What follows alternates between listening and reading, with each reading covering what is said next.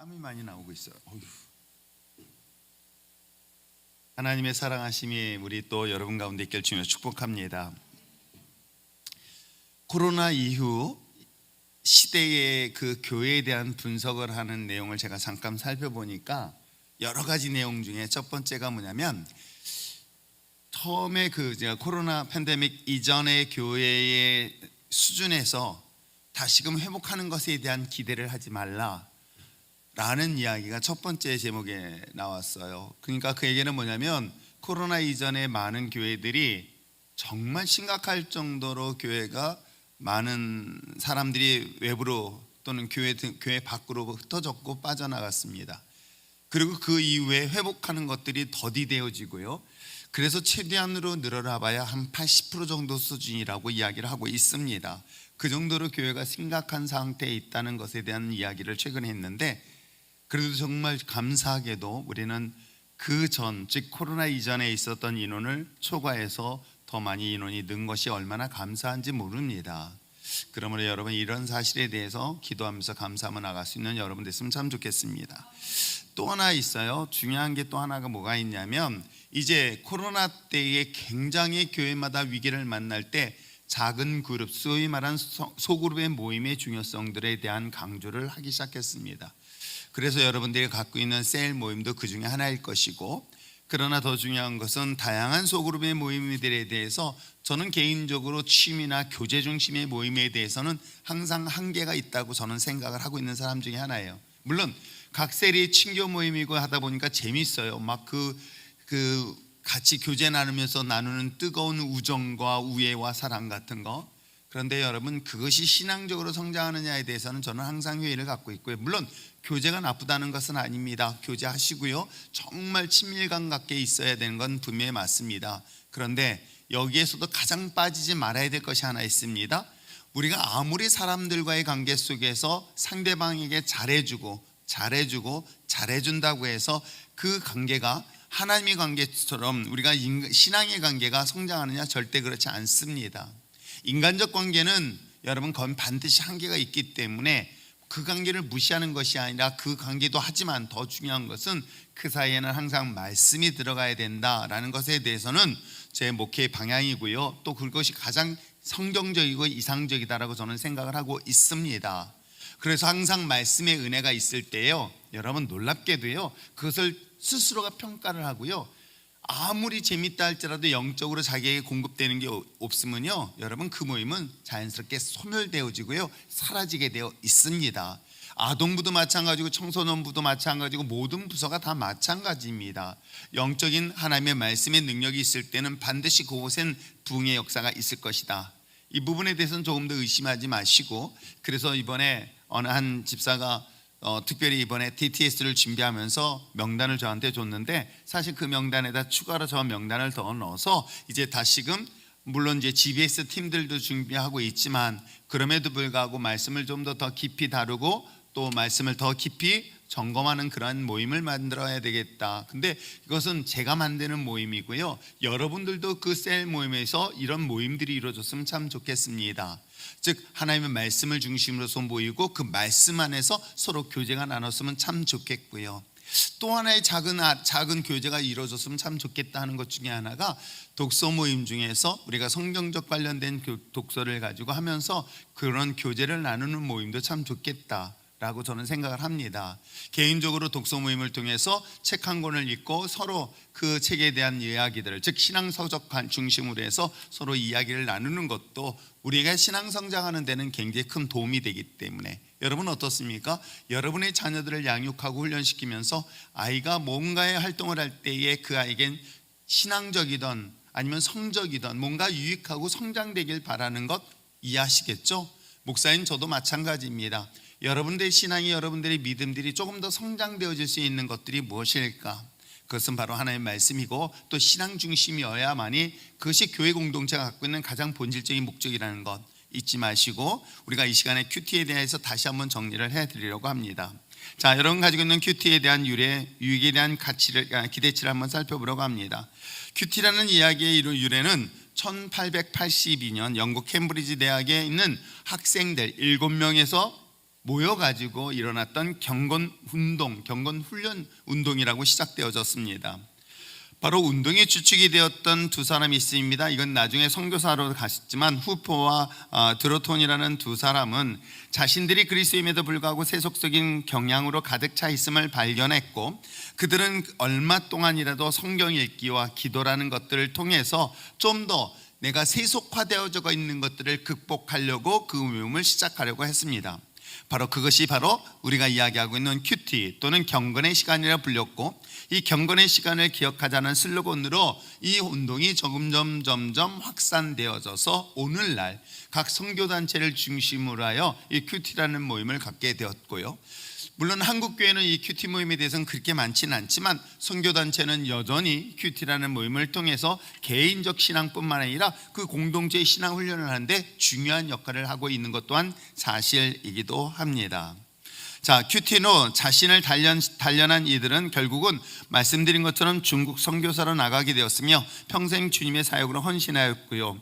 후에 여러 사람들이 이를 경건훈련의 방법인 경건의 시간을 사용하기 시작했고, 이것은 수많은 선교사, 설교자, 사역자들의 영성을 뒷받침하는 바로 큐티의 역사가 되었던 것입니다.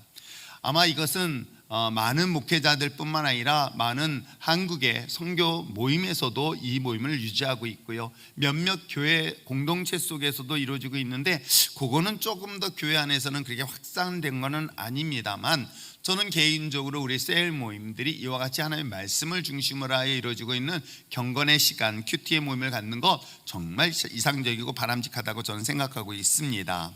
자, 그런 관점에서 문제는 여러분 뒤로 하고 본론을 들어가려고 합니다.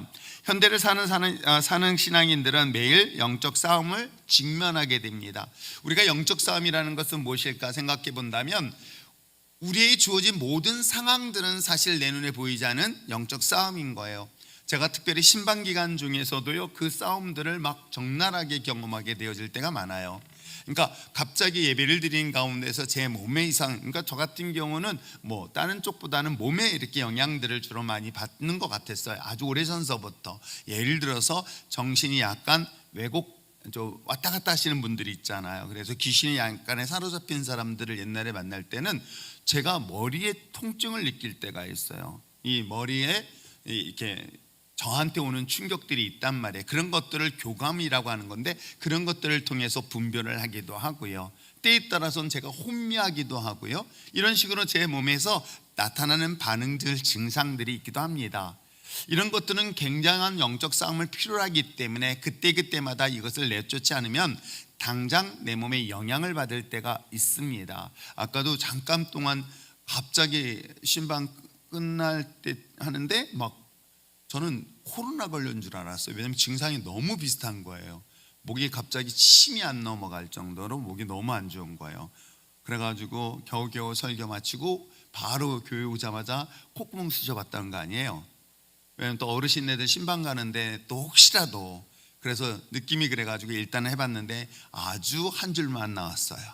한 줄이 그냥 뚜렷하게 나왔고, 그걸 내가 책상 위에다 딱 증명해 놓기 위해서 냅두면서, 근데 너무 감사한 건 그 다음 집 갔는데 증상이 금방 사라진 걸 보면서 이런 잠시 동안에 그런 영적 싸움들이 있었구나라고 스쳐 지나갔습니다.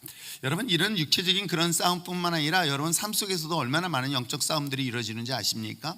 그러니까 내가 신앙생활하고 믿음생활하는데 방해하는 것들이 의외로 많아요.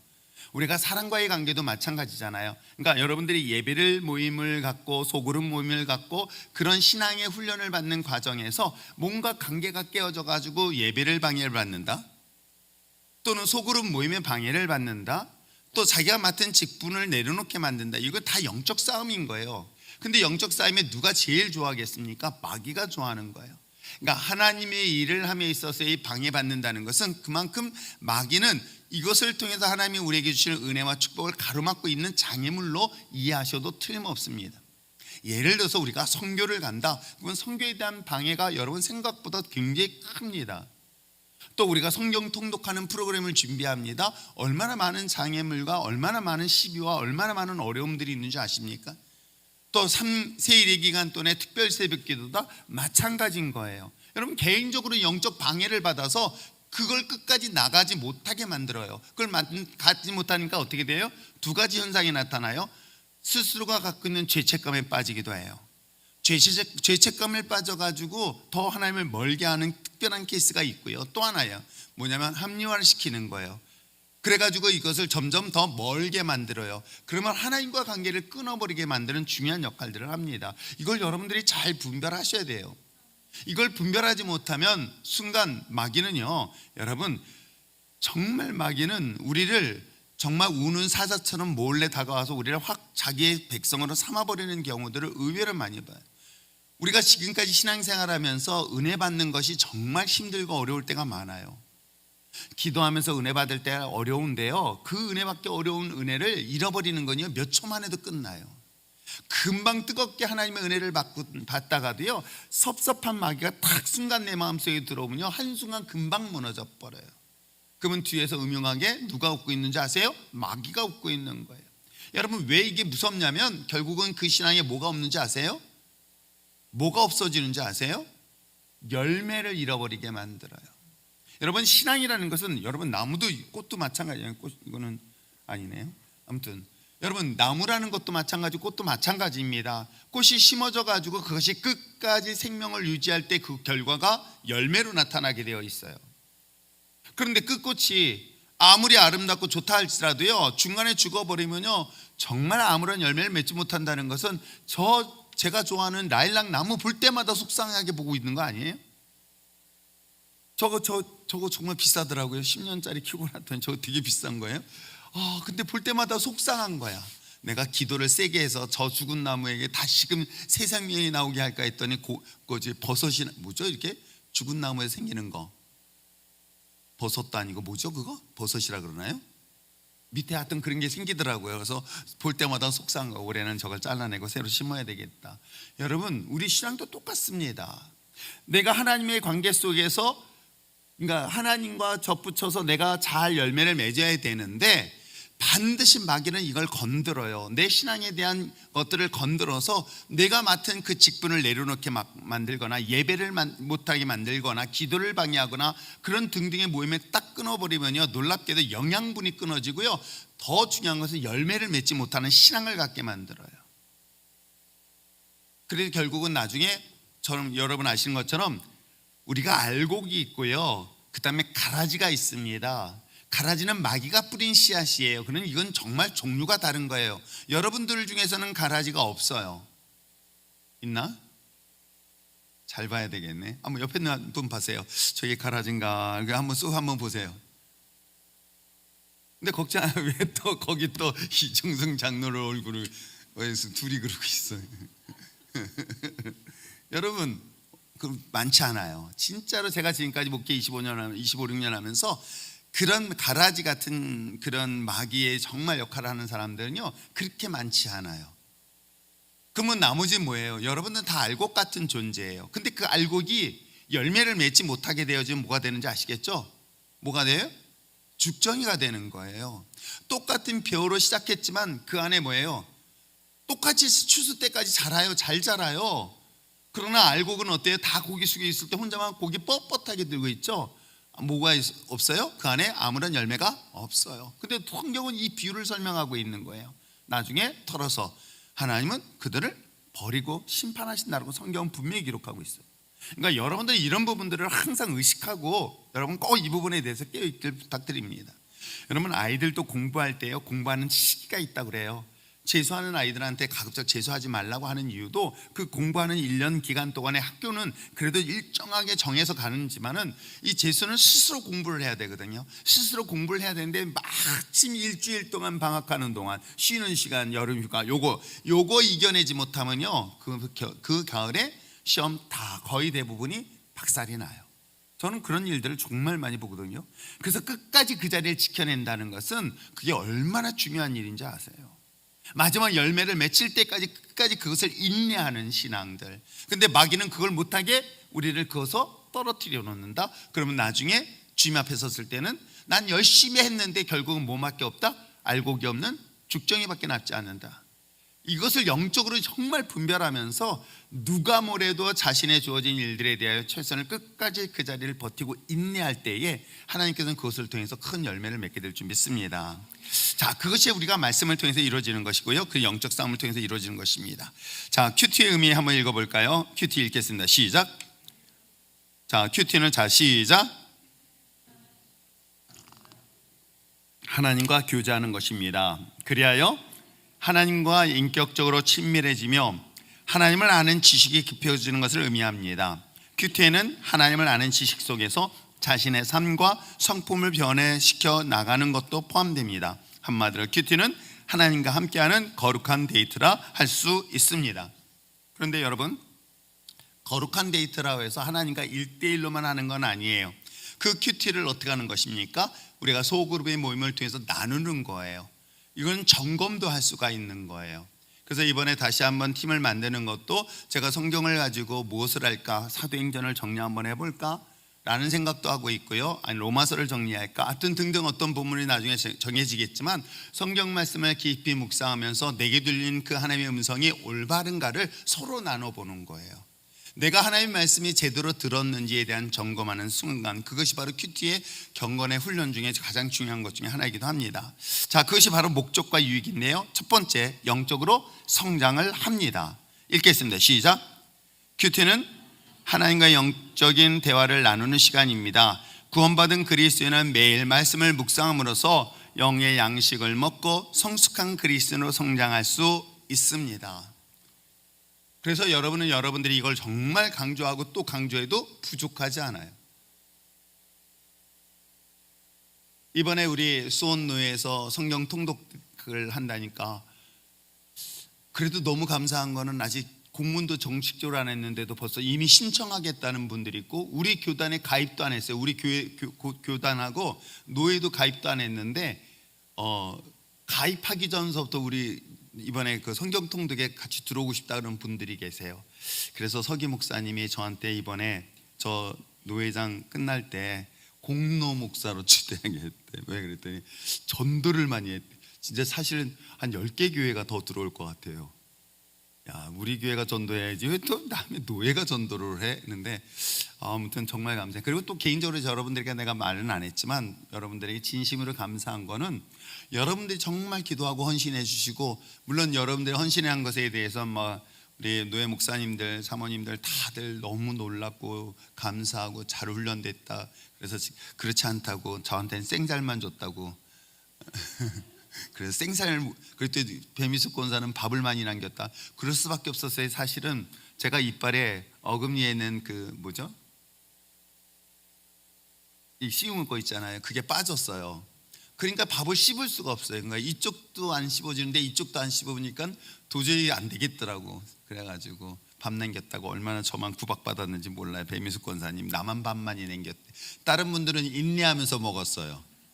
아세요? 그런데 아무튼 여러분, 너무 여러분들의 헌신과 기도해 주셔서 감사한 건 수원노의 역사상 진짜 가장 많이 모였대요. 우리가 정기 노회가 아니라 신년 할애에는 보통 40명, 50명 많아야 그 정도밖에 안 모이는데 100명 가깝게 모였다는 게 이게 너무 놀랍다고 하면서 신문에 내야 된다는 소리까지 나길래 한편으로는 정말 개인적으로 감사했고요. 그것이 아마 여러분들과 함께 섬기는 그것 때문에 우리 수원노회가 이렇게 많이 바뀌지 않았을까 하면서 감사하고 있는 것 중에 하나입니다. 그런데 그 모임에서 이번에 성경을 같이 통독하겠다, 저 개인적으로는 참 좋아하고요. 또 그 모임이 사실 그 전에 우리가 독서 모임을 갖고 있었어요. 독서 모임을 한 1년 정도 같이 모임을 갖고 있다가 저 개인적으로도 우리 수원노회 목사님들이 우리가 말씀으로 같이 교제를 나눴으면 좋겠다 라고 시작했던 것들이 이제 조금씩 열매를 맺고 있는데, 바로 그와 같은 이유는 뭘까? 우리에게 있어서 영적인 성장을 주고 있기 때문에 말씀은 그만큼 중요한 것이다 라고 이야기를 하는 것입니다. 자, 그 다음에 두 번째 뭐예요? 이 큐티가 가지고 있는 중요한 목적은 누구와 교제한다? 하나님과 교제하는 것입니다. 읽겠습니다. 시작. 상대방을 알려고 하면 함께 지내는 시간이 반드시 필요합니다. 큐티는 하나님과의 개인적인 만남을 갖게 하는 도구입니다. 또한 매일 묵상은 하나님의 뜻, 말씀을 더 깊이 깨닫게 합니다. 말씀을 깊이 되새기는 훈련을 통해 하나님을 아는 지식을 더해 가십시오. 그러니까 제가 이제 여러분들에게 이제 DTS 팀들을 준비하면서 얘기를 하겠지만은 여러분들도 그렇게 하는 거예요. 성경을 여러분들이 뭐 GBS 과정을 통해 성경을 충분히 읽으신 분들도 해보겠지만 성경을 그렇게 읽는 거예요. 이제 DTS 할 때, 이제 GBS 할 때는 막 정신없이 읽었습니다. 하루에 10장씩 성경 읽었어요. 그런데 이제는 큐티하는 쪽은 어떻게 하냐면 이제는 그렇게 말씀을 읽은 사람들은 기도를 하는 거예요. 하나님, 오늘 성령께서 기록된 이 말씀, 왜냐하면 성경은 성령에 의해서 기록된 말씀이기 때문에 내 안에 있는 성령님한테 부탁을 드리고 기도하는 거예요. 하나님, 이 성령께서 말씀하시는 것을 내가 듣고 내 눈에 보게 하여 주시옵소서라고 기도를 하시는 거예요. 그렇게 하고 난 다음에 성경을 읽는 거예요. 짧은 본문이지만 여기는 내 머릿속으로 이해할 필요 없어요. 그냥 성경 말씀을 쭉 읽으면 읽는 가운데 몇 가지 특징들이 나타나요. 첫 번째는 단어가 눈에 띄는 게 있어요. 본문의 말씀을 보면서 단어가 내 마음속에 감동을 주는 경우가 있고요, 또는 작은 한 문장들, 한 센텐스가 자기 눈에 띌 때가 있어요. 자, 그럴 때는 어떻게 하면 바로 노란 형광펜으로 줄을 그어버리는 거예요. 왜냐하면 이것을 계속 반복하다 보면 그때마다 하나님께서 성경을 통해서 내게 주는 메시지를 들을 수 있기 때문에 그런 거예요. 처음에는 이것이 하나님의 뜻이고 하나님이 내게 주신 말씀인지 잘 모를 수 있어요. 그런데 이걸 반복해서 계속 훈련을 하다 보면 이 성경을 읽으면서 오늘 이 말씀이 내게 그냥 평소에 있는 말씀들이고 자주 읽었던 말씀인데 그날따라 내 마음속에 잔잔한 감동이 온다. 여러분, 성령이 우리 안에 있는 것에 대하여 조금 더 예민하게 반응을 일으키면요, 이걸 계속 예민한 것에 조금 더 어떤 감각적인 부분들을 훈련시키면요, 이게 더 깊이 하나님의 음성을 들을 수 있을까요? 있어요. 이렇게 생각해 봅시다. 아무리 둔한 음식을 못 만드는 사람일지라도 했더니 한 분이 생각나네요. 그런데도 불구하고요, 음식 솜씨가 많이 좋아졌어요. 왜요? 계속 반복해서 하다 보면, 우리 같은 경우는 예를 들어서 소금 한 스푼, 구람수 따지면 전 무게 잴지도 몰라요. 근데 혹시 여러분 중에서 아직도 소금을 그람 재가지고 넣는 분 계시고, 아니면 간장을 넣을 때도 그람수 재가지고 하시는 분이 있겠네요.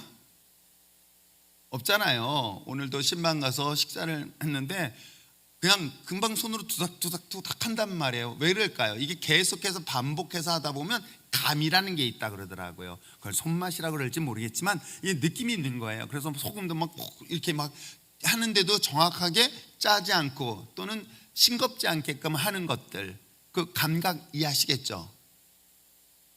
없죠? 감각이 있습니다. 이런 감각이 있는데 이게 영적 감각이라는 게 또 있어요. 그러니까 여자분들이 남편이 비상금이 있는지 없는지 그 촉을 느끼지 마시고, 그는 혼적인 감각이라는 게 있잖아요. 사람의 감정이 느껴지는 감각, 이해하시죠? 이해 좀 해주세요.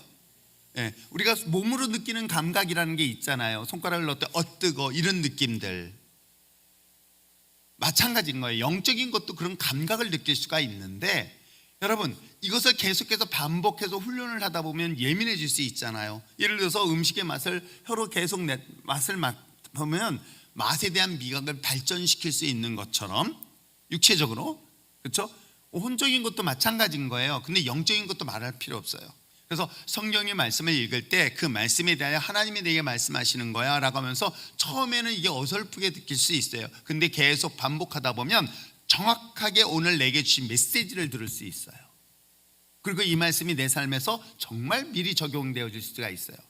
미리 하나님께서, 우리가 예언이라고 얘기했잖아요. 예언이라는 것은 하나님이 내게 이 말씀이 이렇게 될 것에 대한 메시지를 줄 때가 참 많거든요. 아시겠어요? 그러니까 이런 메시지를 찾는 것들도 좋은 훈련 중에 하나다. 그래서 결국은 이 메시지는 하나님과의 교제를 나누게 되어지고요, 말씀드린 것처럼 그것이 바로 인도하심을 받는 거예요. 자, 읽겠습니다. 시작. 세상은 그리스도인에게 있어서 영적인 싸움터입니다. 이러한 영적 싸움에서 승리를 하기 위해서는 날마다 주님의 인도하심을 받아야 합니다. 큐티를 통해 일상생활에서 생기는 문제에 대해 구체적인 해답을 얻을 수 있는 것입니다. 그러니까 여러분, 이 훈련들은 이렇게 잘 되어지면 어떤 훈련이 되어지냐면, 내가 어떤 상황 속에서도 먼저 뭐가 떠오르는 줄 아세요?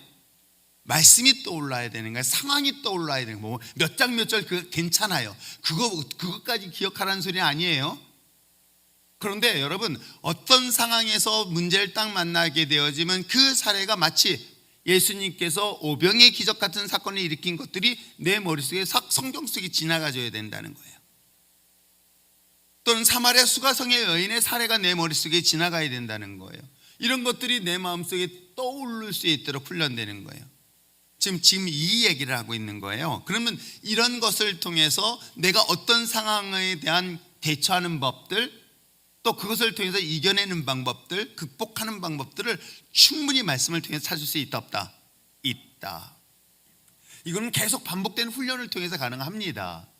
이해하시겠어요? 이거는 훈련되지 않으면요, 절대 이것은 우리에게 있는 하나님의 말씀에 대한, 그렇잖아요. 말씀에 대한 훈련이 잘 돼 있는 사람들은 되게 예민하게 하나님의 음성을 들어요. 그러니까 우리가 어떤 작은 변화, 작은 움직임에 대해서 되게 예민하게 받아들여야 되는 것들이, 심지어는 제가 예배 시간에 딱 들어왔었을 때 그 영적인 흐름을 잡아낼 수 있어야 되는 거거든요. 내가 어느 곳에 갔을 때, 어느 집에 갔을 때, 누구와의 만났을 때 그 영적인 느낌들을 바로 캐치할 수 있는 것은 이런 말씀의 훈련만 잘 돼 있으면 얼마든지 분별이 가능한 거예요. 이해하시겠어요? 그래서 이 큐티라는 것을 여러분들에게 이야기를 하고 있는 것입니다. 자, 네 번째는 뭐한다? 지혜가 더해집니다. 읽겠습니다. 시작.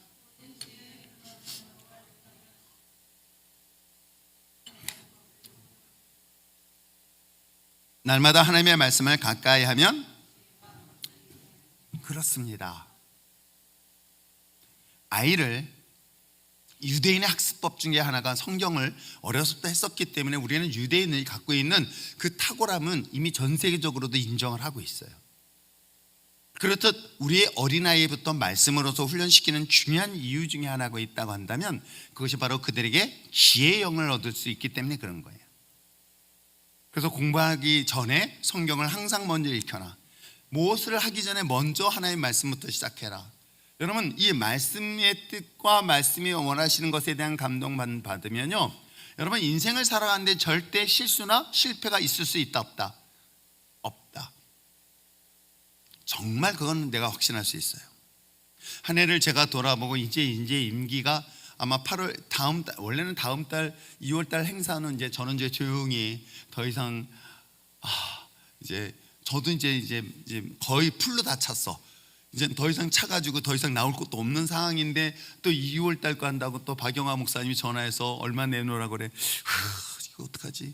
이제 더 이상 뭘 팔아야 되나? 뭐 그럴 것이 있는 상황인데, 여러분 이 하나님의 말씀 속에서 정말 이렇게 돌아보면서 감사한 거는, 순간순간마다 왜 저를 공격하는 사람이 왜 없었겠어요? 제가 알잖아요. 이렇게 하다 보면 너 잘못만 대라, 넌 실수만 해라, 너 문제만 대라, 내가 너 공격, 이런 것들을 수없이 많이 겪으면서 여기까지 오거든요. 그런데 딱 한 해를 점검하고 돌아보면서 정말로 감사하고 또 감사한 것이 하나 있었어요.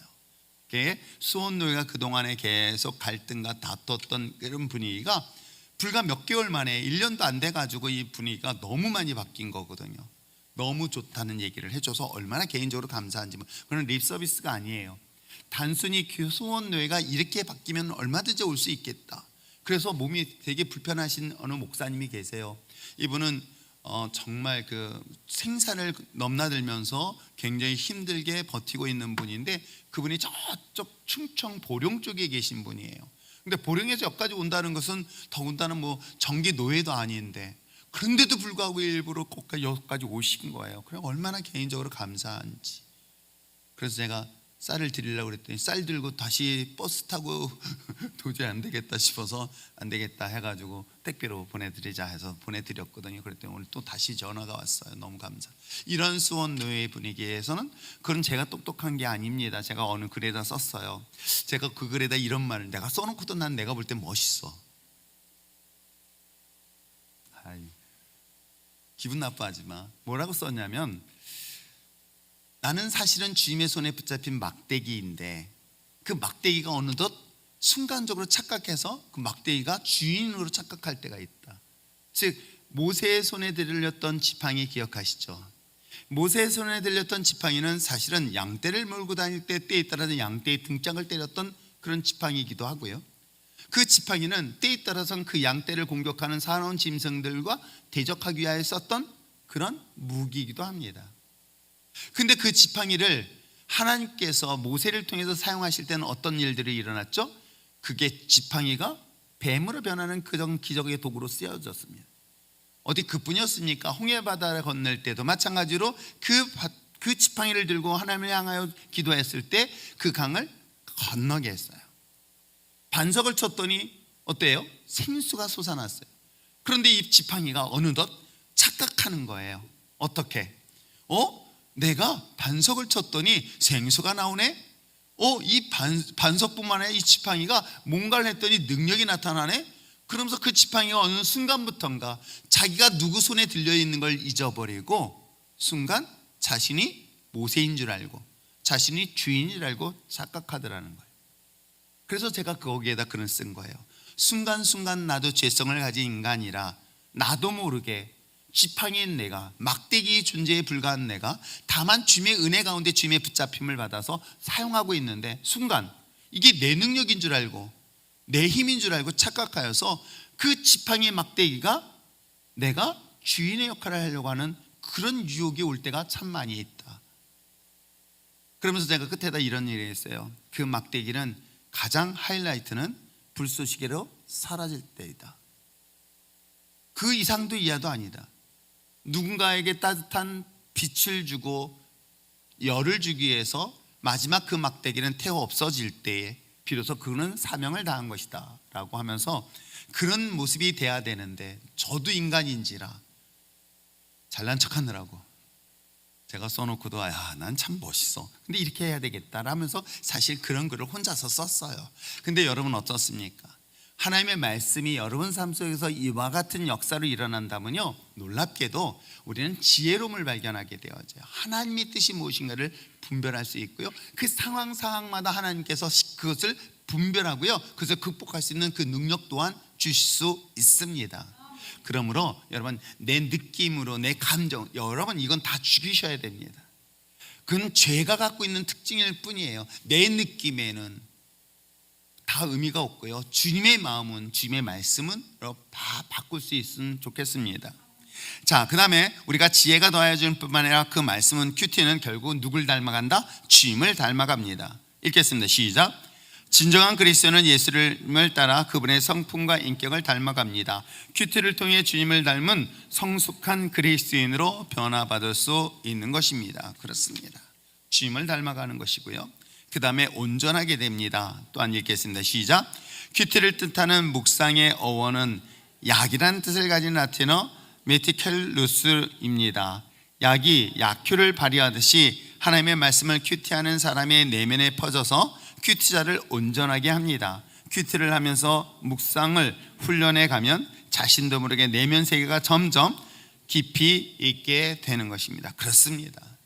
사실은 하나님의 말씀은 우리로 하여금 온전하게 된다, 완벽하게 만들어주는 역할을 합니다. 그래서 하나님의 선한 일을 할 수가 있게 된 이유가 그 말씀의 능력인 줄 믿습니다. 자, 마지막으로 우리 큐티의 중요한 것은 영혼의 만족과 풍성한 삶을 누리게 되는데, 읽겠습니다. 시작. 말씀 묵상은 우리의 영혼을 즐겁게 하며 풍요롭게 합니다. 우리가 더욱 더 기쁨의 삶을 살 수 있는 방법은 말씀에 거하는 것입니다. 하나님은 말씀을 사모하는 영혼에게 좋은 것으로 채워주십니다. 그렇습니다. 우리가 이제 2024년도 제가 올 표를 보시면은 우리가 부흥이라는 주제를 가지고 시작을 합니다. 그럼 우리가 부흥하기 위해서 전도 열심히 하고 부흥하기 위해서 열심히 기도하고 성령의 충만함 맞습니다. 그 틀린 것은 아닙니다. 그러나 그거의 중심에는 뭐가 있어야 된다?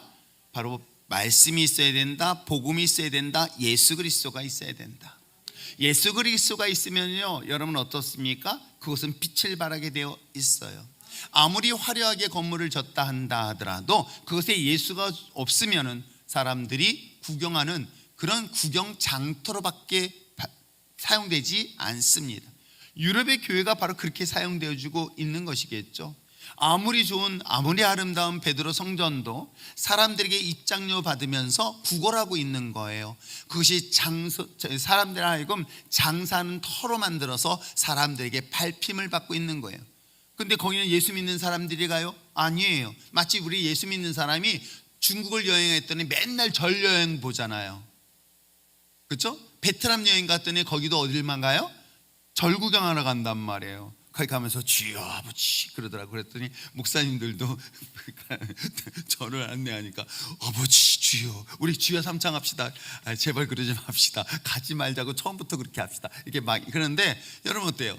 아니 불교 신자든 이방 종교인들도요, 여러분 그 교회 성전에 가가지고요 구경하고 다닌단 말이에요. 이게 얼마나 비참한 것일까요? 저는 항상 생각하고 또 이것이 맞다라고 확신하고 있는 것 중에 하나는 우리 안에가 예수 안에 있으면, 우리의 안에 예수가 있으면, 저는 율정교회가 예수가 있으면 하나님께서는 이 교회를 통해서 얼마든지 빛을 발하게 하고 붕의 역사가 일어날 것을 전 믿어요. 여러분이 변화시키는 것은 여러분들에게 무슨 다른 것이 아니에요. 정말 예수가 있으면, 복음이 있으면 여러분 인격은 바뀌고요 삶이 바뀌게 되어 있습니다. 그 예수가 없어서 내가 못 바뀌는 것 뿐이에요. 예수가 있으면 바뀌게 되어 있고요 변하게 되어 있습니다. 복음을 전하지 않을 수가 없게 되는 거예요. 예수가 없어서 못 전하는 것 뿐이에요. 예수가 여러분 안에 있으면, 복음이 여러분 안에 있으면요 여러분 그렇게 살지 못해요. 내가 복음 전하지 않으면, 내가 주일하지 않으면 심장이 터져 죽을 것 같은 느낌을 갖는 거예요. 예수가 정말 여러분 안에 있다고 한다면, 복음이 정말 여러분 안에 살고 있다고 한다면요 여러분 내가 한시도 예수님을 전하지 않는다는 것, 이게 용납이 안 되는 거예요. 그 말씀이 나를 매일같이 나를 살게 하고요, 그 말씀이 나의 심장을 뛰게 하고요, 이 심장 때문에 이 기쁨을 어떻게 해요? 어떻게 하면 저들에게 전할까? 어떻게 하면 저들에게 나눌까? 어떻게 하면 저들에게 강제라도 입히고 먹이고 할 것인가? 이번에 단기 선교를 떠나면서 누가 그러더라고요. 자기는 단기 선교 안 간대. 왜? 그랬더니 단기 선교하는 게 중요한 게 아니라 단기 선교 가면 성경을 읽어야 된대. 그래서 꼬셨어요. 가자고. 근데 이미 다 끝났어요. 유일하게 남자인 너만 춤을 잘 춘다. 그러면서 다음에는 꼭 가는데 그렇다고 해서 성경을 안 읽히지 않을 거예요. 우리가 선교 가는 것보다 더 중요한 것은 저는 그들에게 말씀을 어떻게든지 하나라도 이게. 여러분 미국 우리 이번 드림으로 오기 팀들도 마찬가지거든요.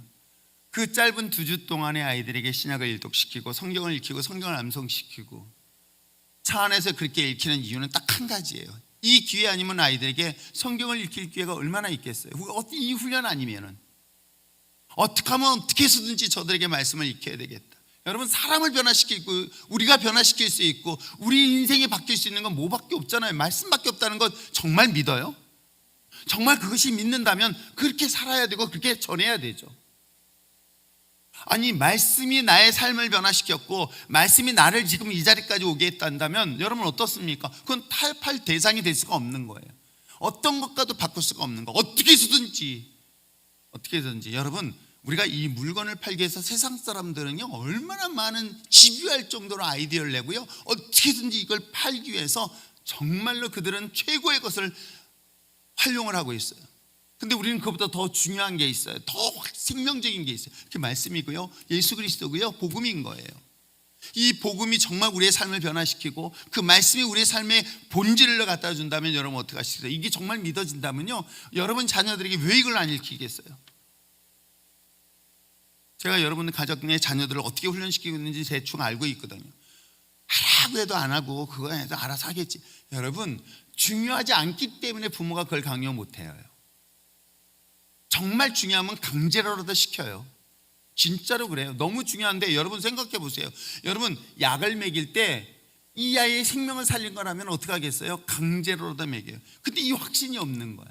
본인이 그 확신이 없는데 그걸 어떻게 전달해서. 목회자도 마찬가지인 거예요. 근데 어떤 가정에서는 죽도록 두들겨 패면서라도 읽혀요. 막 꿍시렁꿍시렁 대면서도 읽혀요.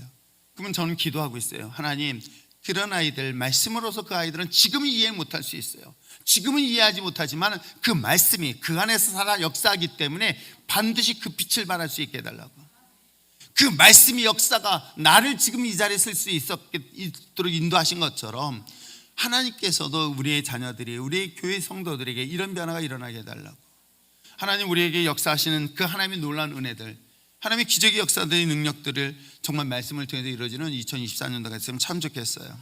자, 올해 첫 시간 큐티를 했으니까 이제 이 마음을 가지고 여러분들이 다시 한번 말씀으로 돌아가셔서, 여러분 구약은 천천히 읽어도 돼. 만약에 저희 한다면 신약을 중심으로 해서 신약을 다시 한번 읽으면서 그 말씀 앞에 더 깊이 들어가 보시길 바랍니다. 그래서 그 말씀에 그 달고 그 오묘한 그 신비한 하나님의 은혜를 경험하게 되어지면요, 여러분의 삶 속에서 분명히 영혼을 솟아나게 하는 그런 놀라운 역사를 경험할 뿐만 아니라, 여러분 내가 뭘 하지 않았는데도 그 말씀의 위력과 능력이 여러분의 주변의 모든 걸 바꿔버릴 수 있어요. 저는 그 확신을 가지고 있기 때문에 여러분들이 이 사실을 믿고 2024년도 우리가 한 해 시작하면서 말씀으로 쓸 수 있는 여러분 됐으면 참 좋겠습니다. 기도하겠습니다.